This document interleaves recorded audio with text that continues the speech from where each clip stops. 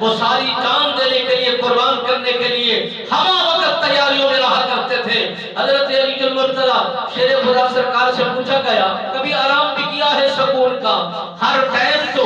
آپ نے یہ بتایا ہے کہ میں اللہ کی یاد میں رہتا ہوں، اللہ کی یاد سے کبھی بھی میرا ایک لمحہ غفلت میں نہیں گزرا۔ حضرت علی المرتضیٰ شیر خدا سرکار فرماتے ہیں وہی لمحہ میرا سکون میں گزرا ہے، مطمئن ہو کر گزرا ہے، اطمینان قلب میں گزرا ہے، راحت و سکون کے ساتھ حاصل ہوا ہے جب میرے نبی سرکار کی زبان مبارک سے یہ مبارک جملے ظاہر ہوئے، نکلے، پھولدار، خوشبودار، نما ہوئے کہ آپ سرکار نے فرمائے علی یہ امانتیں فلاں فلاں کی ہے، یہ امانتیں سپرد کر کے لوٹ آنا۔ میں سمجھ گیا تھا، میری طبیعت میں بڑھ گئی تھی یہ بات، میرا مزاج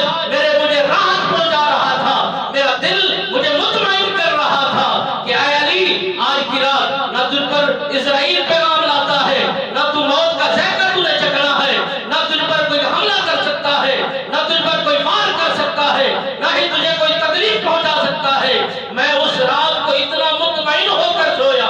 اتنا اطمینان کے ساتھ سویا، نہ کوئی حملہ آور مجھ پر کوئی حملہ کر سکتا ہے، نہ مجھ پر تلوار تاننے والا مجھ پر اپنی تلوار کا حملہ کر سکتا ہے۔ جو میرے نبی کی زبان سے مبارک جملے گزر چکے ہیں وہ ہو کر رہیں گے۔ قیامت تو برپا ہو سکتی ہے، دن بدل تو سکتا ہے، اور قیامت کا سما تو ہو سکتا ہے، مگر رئی کے ذرے کے برابر بھی اس میں ایک برابری بھی کمی پیشی نہیں ہو سکتی۔ حضرت علی المرتضیٰ شیر خدا سرکار فرماتے ہیں جب تہجد کا وقت شروع ہوا